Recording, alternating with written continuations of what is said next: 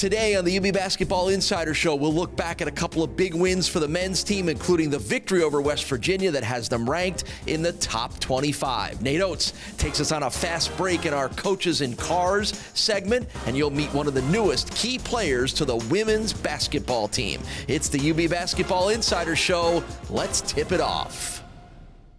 Some of you have been waiting a lifetime for this thing. Some of you get one chance in a lifetime to do this thing. It's right here. We got 40 minutes of energy. Let's come in here. We did something good 2 days ago. The magic hasn't happened yet. We will make mistakes. We'll get back on defense. There got to be a Cinderella team somewhere. Why not us? Why not now? 9 seconds to go. 76-66 Buffalo. Horns up, Buffalo. UB is headed to the NCAA tournament for the third time in 4 years. It's about us. It's just our sisterhood, our foxhole, and we don't compare ourselves to anybody else. We're ready to go. We're ready to play anybody tomorrow. And the Bulls will move on. The first NCAA tournament win in the history of the Buffalo Bulls.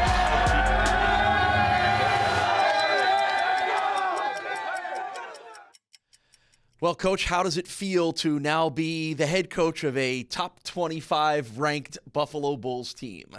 It's a lot better than taking a loss. So, I mean, your life has changed a little bit, hasn't it? Yeah, a little bit. I'm not making any more money or anything, if that's what you're asking. There's no bonuses, but no, I mean, it's good. That's on you, Nate. Yeah, I got to get my agent on that, right? No, I mean, it's good. Our guys went in and competed hard. We got a really good group of kids that I thought went into West Virginia. It's one of the toughest places to play in the country, and we could have easily folded down 13 at that 7 under 8 media timeout and didn't fold. Got a bunch of stops late. CJ obviously put the Superman cape on and decided to start making some buckets, and that always helps. So we're still waiting for the rest of the team to start making some buckets. If we can start shooting the ball well, we might really get this thing rolling. When you're a mid-major program, it's such a big deal to make that top 25 because you go to another level of people noticing you. And maybe that's what my question was about. It's in some places it's no big deal. It happens all the time. It's never happened here before, and it's rare that a mid-major program like yours gets that sort of honor of having that little number next to them. So what's been the reaction of your colleagues, of people that you've come across? And like I said, do you just feel like more people are paying attention now than they might have been a week ago? Yeah, for sure. I mean, now it scrolls and you see Buffalo there with 25. So, I mean, it's huge. There's been a lot of things this program's never done that we've been able to do here in the last few years. So this is another one. Some teams ranked ahead of us lost this week, so maybe we'll jump up a ranking or two. We got a little help from I was talking to Nick, the writer from the Lansing State Journal had us, I think, ranked 7th. He's your guy, isn't he? Yeah, that propelled us into the top 25. Sure did. So I told Nick it's a good thing we got the Michigan love going from back in Michigan. So, I mean, it's all good. Yeah, definitely I got some texts and some calls and congratulations. But I think it speaks more to the guys that we've got in this program that are able to go out and win a game. I mean, obviously West Virginia was ranked 13th. We won there. That's what got us into the top 25. So for them to go into that environment and win a big game like that, I mean, we've got some seasoned veterans. And you're right. There's a lot of mid-major schools that never get ranked, that aren't ranked. And I don't know. I think maybe us and Nevada might be the only two in there. And I don't think anybody counts Gonzaga as a mid-major anymore. Not anymore. No, Not anymore. They play in a mid-major conference, but after what they've done for the last 10 to 15 years, they're not really a mid-major anymore. So, yeah, it's great to be in that the conversation like that. All right, you touched on the win over West Virginia, the 99-94 overtime win, and you touched on the Superman cape effort of C.J. Massenberg. I think one of the most fun things in sports is seeing a great player take it upon himself to say, my team is not losing tonight. And I felt like watching C.J. Massenberg in that second half when he scored 35 of his points, he just said, this team is not losing tonight. Did you feel that from being on the sidelines? Yeah, he started that in the first half. He had 4 offensive rebounds in the first half alone. He had 7 in the game. He had 14 rebounds in the game. So he was doing a lot of little stuff to keep us in the game. And you could tell his energy and his intensity was like at an all-time high, which, I mean, he plays pretty intense and doesn't like losing as much as anybody on the team. And then, when shots just weren't dropping for anybody, and then he he just started getting it rolling, and you could tell he wanted the ball. He was attacking the rim off some drives, and he started hitting threes, and it just kind of snowball effect. Then he stepped back further. They were guarding him, and that's when you really got to roll. I never had it rolling like that when I was a player, so I can't exactly tell the feeling he had, but I'm sure it was a great feeling he had when he had it rolling like he had it. Yeah, it was amazing to watch that, the incredible 43-point performance from C.J. Massenberg. And then the high of getting ranked earlier in the day on Monday, and then you got to come out and play a tough road game against a tough opponent. You kind of gutted out that win over Southern Illinois, didn't you? Yeah, I told our guys this will be a test of our maturity, and are we mature enough to handle a ranking and still come out and play better, or are we going to let it get to our heads and everybody's texting us and we get all the social media hype, and are you searching your name on Twitter, and are you doing all that, or are you actually prepping to beat somebody? Because Southern Illinois is a good team. So some people had them favored to win that game. So for us to go in there, and we still didn't shoot the ball well. I mean, we really, outside of Devontae and Montel, CJ went 1 for 6 that game, and right. Jeremy went 1 for 6, and we did not shoot the ball well, and still we were up 17 with, I think, 2 minutes and 46 seconds to go, and what I felt like should have been a 20-point win. We didn't close it well, which I let the guys know about after, but it's hard to be too upset with a crew that just started 3-0 and had to go on the road at West Virginia, at Southern Illinois, and are now ranked 25th in the country. But gave us a lot to clean up over the next, we had 8 days kind of between games, and gave us a lot to clean up in those 8 days, and we're still cleaning some stuff up. There you go. Next home game for the Bulls. Next game for the Bulls comes up on Wednesday night here at Alumni Arena, a 7 o'clock tip against Dartmouth. Nate, congratulations on the ranking. Congratulations on the start. Thanks, Paul. Appreciate it. Coming up, we sit down with women's head coach Felicia Legette-Jack to hear all about their hot start to the season. UB Basketball Insider will be back right after this.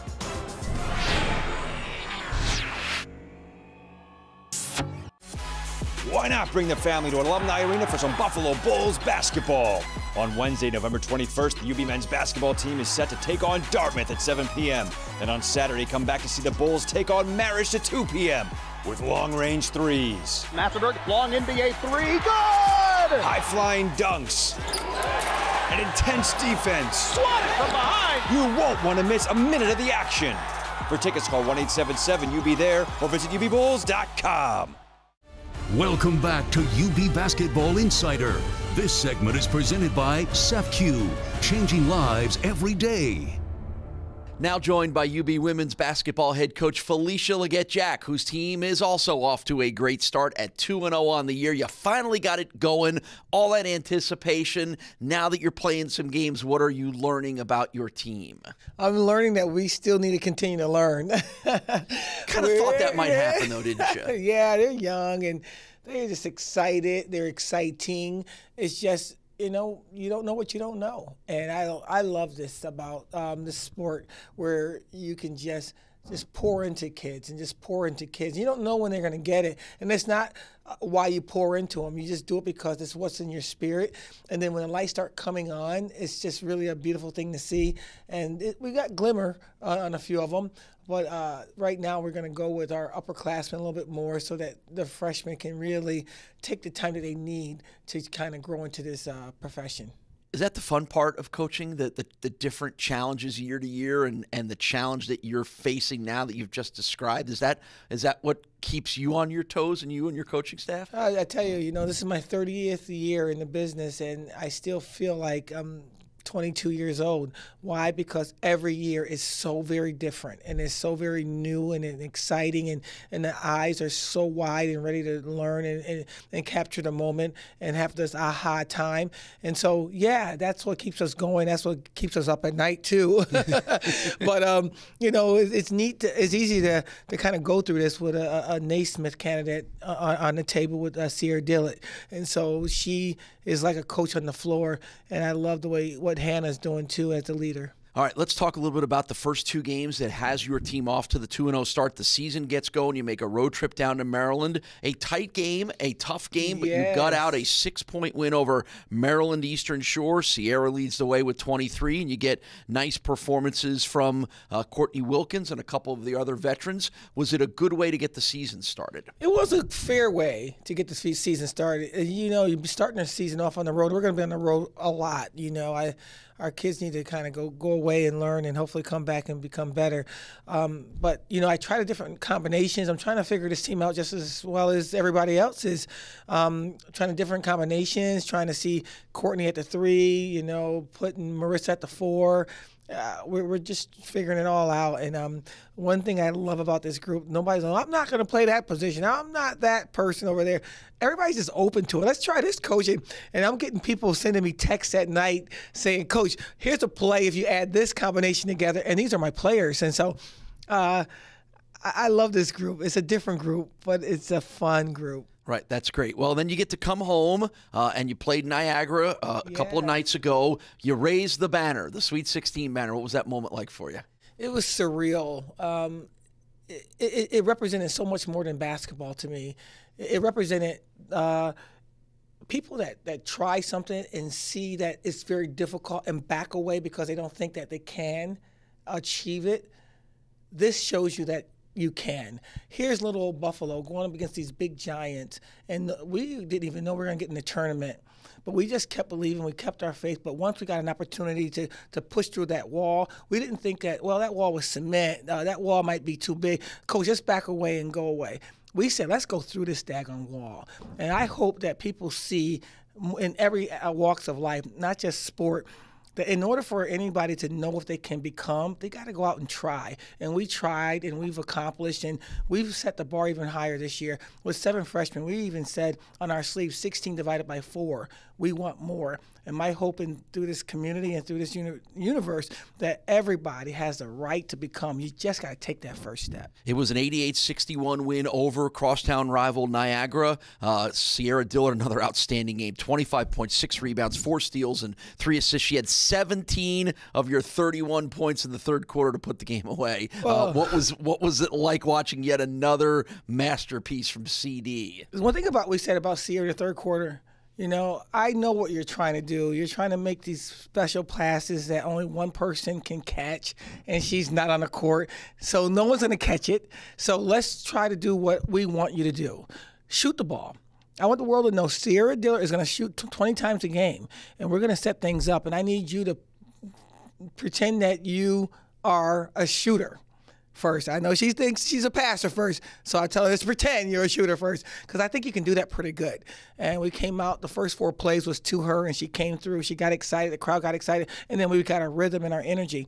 And so I just think Sierra is going to have a different way of becoming a pro, and that's putting that ball up in the air for us. All right, so here you go on the road Sunday night, tomorrow night. You're shooting right for the top here. The 3rd-ranked team in the country, the Oregon Ducks, on the road. What's that challenge going to be like? You know what we say is it's a basketball game. The officials are going to show up, and it's going to be a confined area of 94 feet. And there are going to be some really good players on their side, and there's going to be some good players on our side, and nobody's going to get hurt. So we're going to go out there and challenge. You know, in order to become somebody, you got to play somebody. And Oregon has done the work. And I have such respect for their coach, Coach Graves, and what he's done at Gonzaga and what he's doing now at a bigger level at Oregon. We are going to challenge them the best we know how, and we're going to learn a lot of lessons. And we're going to respect everybody we play. We're not going to be afraid of anybody. All right, have a good trip. Good luck. Let's go Bulls. Coming up, we've got the top 5 plays from the men's road trip at West Virginia and Southern Illinois, and the top 5 plays from the women's big win over Niagara. That's all next on UB Basketball Insider.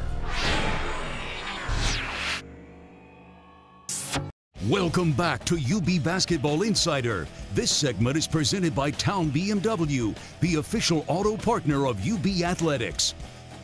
The Bulls win over West Virginia, one of the biggest in school history. Then they follow that right up with a victory on the road against a very good Southern Illinois team. Plenty of highlights from both games. It's time now for the top 5 plays of the week, presented by ECMC. The difference between healthcare and true care. Number 5. McGill, he drives, gets near the bucket, finds Bull on the left baseline. His jumper's no good. Perkins up above the rim, rips down the miss for the Bulls. UB, Matzenberg to McRae for the two-hand flush on the alley-oop.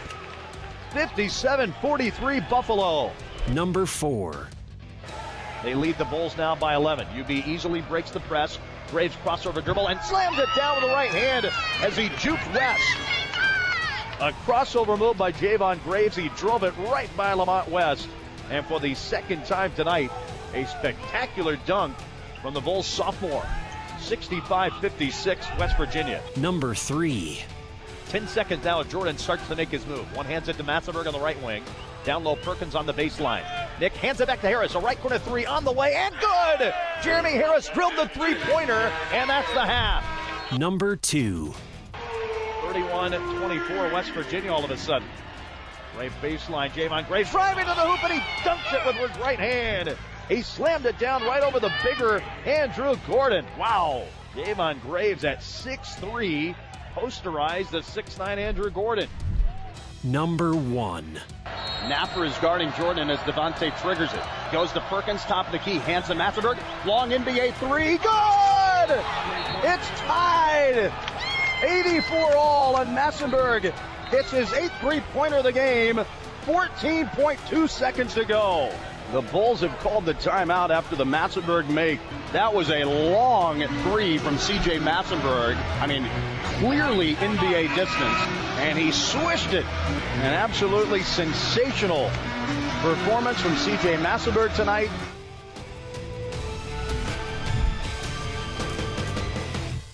Raising the Sweet 16 banner was one of the big highlights for the women's basketball home opener, but there were plenty more. It's time now for the top 5 plays of the week, presented by ECMC. The difference between healthcare and true care. Number 5. Jay Moore controls, guarded by Dillard on the right wing. Ball screen coming, allows Moore a little bit of breathing room. Now Onwuka jumps the passing route. She comes away with another steal. The junior streaks to the basket with the left hand and in. It's a 26-22 lead. Teresa Onwuka now with 6 first-half points.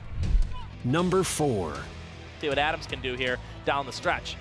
Dixon now over to Dillard at the top of the key. Dillard goes across the court to Jones. Jones puts up the three-pointer and drills it. It's a big-time three for Autumn Jones, who just needs to see one go through. She's a high-energy player. Buffalo chose to not go 2 for 1, so the shot clock is turned off. Number 3. Jones, who's streaking out in transition, pump fakes, goes up, draws some contact, no good. Offensive rebound grab by Courtney Wilkins over to Marissa Hamilton. I'll tell you what, Dillard was wide open. No one was able to get it to her. Wilkins with the no-look under the basket layup. Fancy moves from the senior from Australia, giving the Bulls their largest lead of the game at 6. Number 2. Hannah Hall now gives it to Marissa Hamilton with just 2 seconds to score. Hamilton gives it to Wilkins. Buzzer-beating shot by Wilkins. Count it. She goes off glass and in as the Bulls regain a 22-point lead here inside of Alumni Arena. The Bulls looking to close things out with 10 more minutes of action to play. Number 1. Good news. McIntyre is back in for Niagara, so after what could have been an ugly injury, she seems to be okay as Jones quickly gets it up to Dillard. Dillard now Euro step off glass and in. Ooh, Sierra Dillard. That is a bad move out of the senior there. Just a crazy Euro step, making the Niagara defender look lost out there.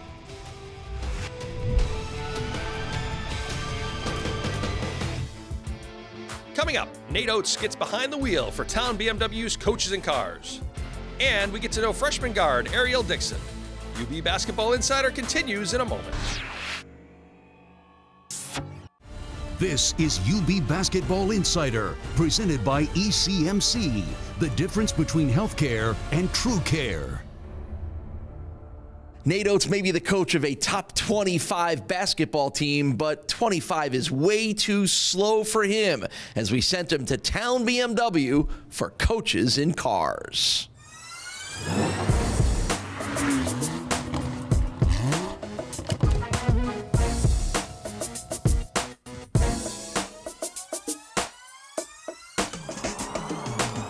We've got a 2019, first 19 on the lot, 750. 445 horsepower V8. It's got some power, so it's gonna be a fun ride. So we're gonna go where I can open it up a little bit, or sure. what? Take me wherever you want. So what do you think about the performance first? Right out of the line. Put you back in your seat a little bit. Right. To make a left here, I'm gonna put it in sport mode. So this is gonna tighten up the steering and change those shift points and throttle response. We're putting it in sport mode? We're in sport mode, yep. Oh, we are in it already? We're in it. How'd you put it in that? So it's actually this button right here. You can just click on it, yep. So now I'm going to go. Yeah, if you want to pass them on the right. What do you think of the pickup? Holy cow, I'm going to get a ticket. That was crazy.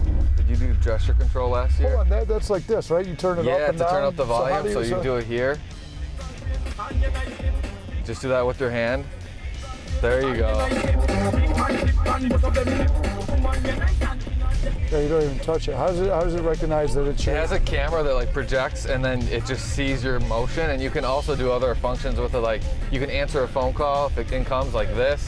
You can decline the phone call going like that. Just like swipe it away, like be done with them? Exactly. On this street, what we always do is we'll pick like a telephone pole on the right-hand side, pretend that that's a deer that runs out in front of you. Okay. Get to that, slam on the brakes. You can test the braking power, how the car handles in an emergency stop. Pretty quick, Dang. right? Hey, you heard it pulsate? Yep. And it was... Yeah, it's pretty impressive.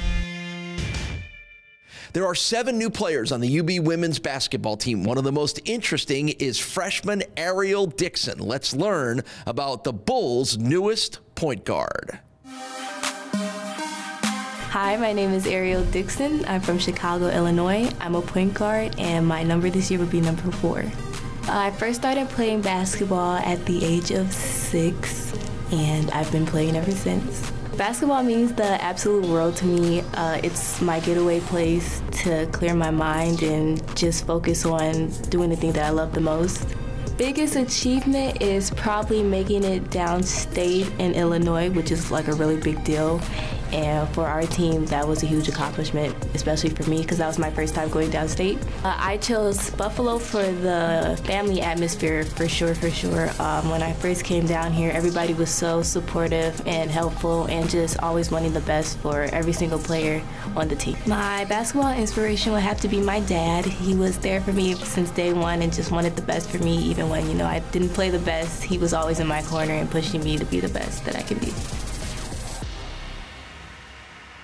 It's another busy week for the UB men's and women's basketball teams. The women play at third-ranked Oregon on Sunday night, 5 o'clock tip-off that you can hear on ESPN 1520. If they can win that one, they might be a top 25 team. The men already are, and they're in action at home for the first time as a ranked team. That's Wednesday, a 7 o'clock tip-off against Dartmouth. Hope to see you here at UB's Alumni Arena, and we'll definitely see you next week on the UB Basketball Insider.